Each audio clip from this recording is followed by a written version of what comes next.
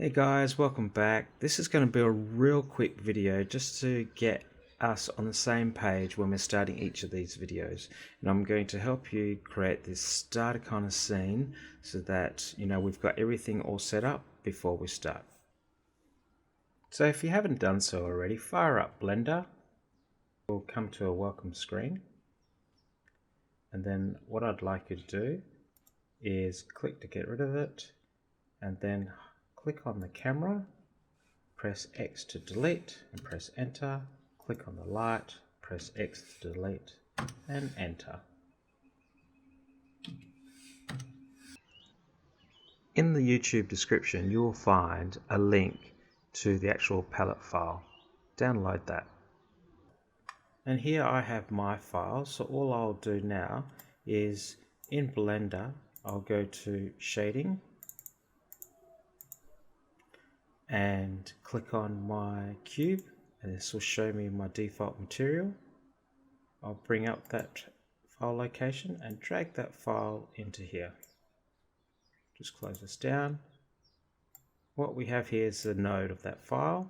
I'm going to connect color by left clicking and dragging to the base color here, and you can see here it's all blurry. Now this file is actually a 8x8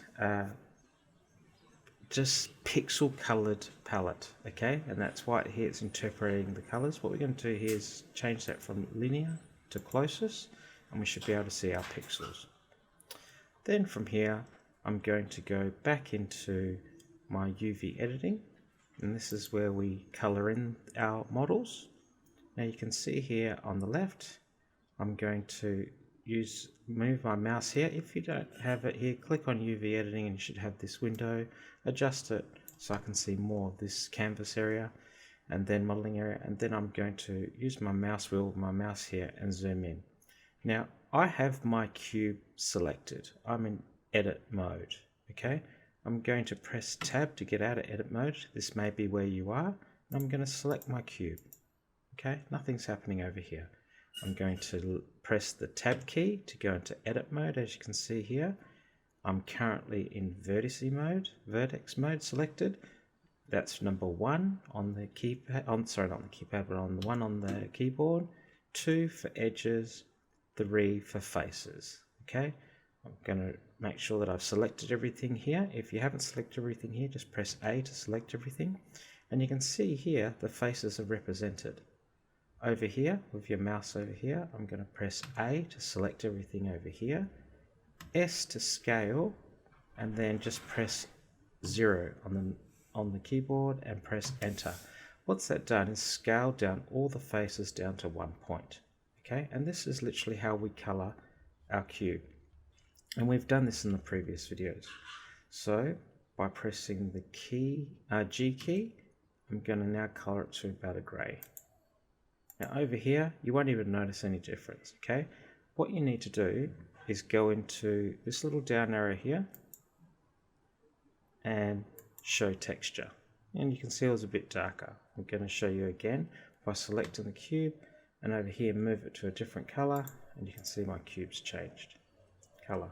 So when I'm working, mostly in low poly, I find it very hard to see these edges and so on. So I'm going to show you how we can highlight the edges and the cavities and so on. So if we click on that down arrow again, and over here, we're going to turn cavities on. And you can see there it just highlighted that edge a little bit. Now we're going to bring that out by clicking here on screen to both, that it's on world and screen. Okay, you can see it highlighted even further. And then we're going to turn these up a bit, and you can see as you're doing that, you can actually see it in the actual model reflecting what the changes.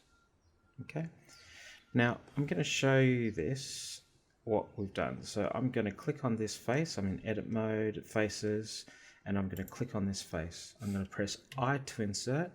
Now you can see, I don't have room to move. It's because when I press I was really close to the center of this model as it is, so you don't really have enough room. So I'm just going to do that again. I'm going to move my mouse away, press I to insert, and then you can see I've got more room to move, okay? So I'm going to make it about there, click my left mouse button, Then I'm going to press E to extrude, and I'm going to lift this up a bit, and then click my left mouse button. Okay, now you can see here the cavities are highlighted and the edges are highlighted, and I'm going to show you what happens if we didn't have this on. So I'm going to turn it off, and you can see it just brings it out so we can see it in low poly a little bit more. And to me it looks heaps better. So we're going to leave that on, and I'm just going to press Ctrl Z to undo this. Okay. There's actually two other things that I need to get you to do, and that is to get some add-ons added in to make our workflow modeling easy. So what I'm going to get you to do is go to Edit, and then Preferences, and then go to Add-ons, and in this section here I want you to type in Mirror, and here the Mesh Auto Mirror, make sure that's ticked, or in your case it wouldn't be ticked, but tick it. And the other one is the ball. Okay, tick that one as well. When we're doing our modeling, we can find these tools here when we press this little arrow that's sticking out here, or press N. Okay, Edit, and we have the auto mirror there. Okay, and if we click on this, if we go into object mode, we'll see the ball tool there as well. And as we're modeling, I'll talk about these tools. So go ahead and save this file, and that's it really for this short video, but we're now ready. We're at a good starting point for any other models that we're going to create here onwards. Thank you. Just usual guys, just hit that like button, don't forget to subscribe so you don't miss out on the upcoming videos. Thanks guys, ciao!